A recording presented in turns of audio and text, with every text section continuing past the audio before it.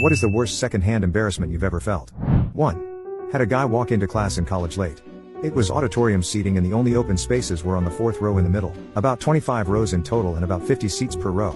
This guy walks in and sits down 15 minutes into lecture and opens his laptop, which as soon as the lights boot up starts blaring Korn and at the build up to the big finale to boot. He couldn't log in fast enough or mute it since he wasn't logged in. So he slammed it shut, put it in his bag, and walked out with it still blaring at full volume.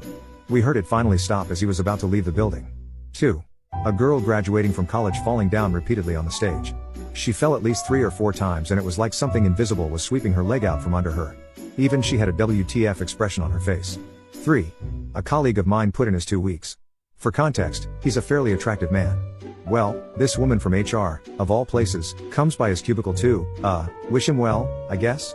Anyway, she basically gives him a lap dance right there in front of the whole office. 4. Was going down an escalator at the Mall of Georgia when the 90-something-year-old guy in front of me very suddenly shat his pants.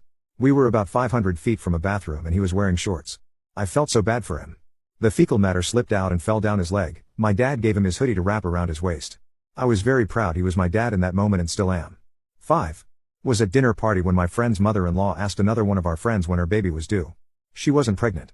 Anyway, mother-in-law should have simply apologized, but instead doubles down with something to the effect of it sure looks like you're pregnant. 6.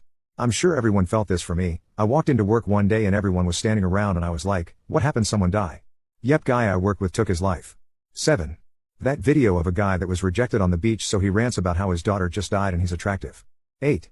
I was in a class with about 50 other people when this really quiet guy stood up and started to play Gangnam Style out of his phone and started doing the dance with a wide grin on his face.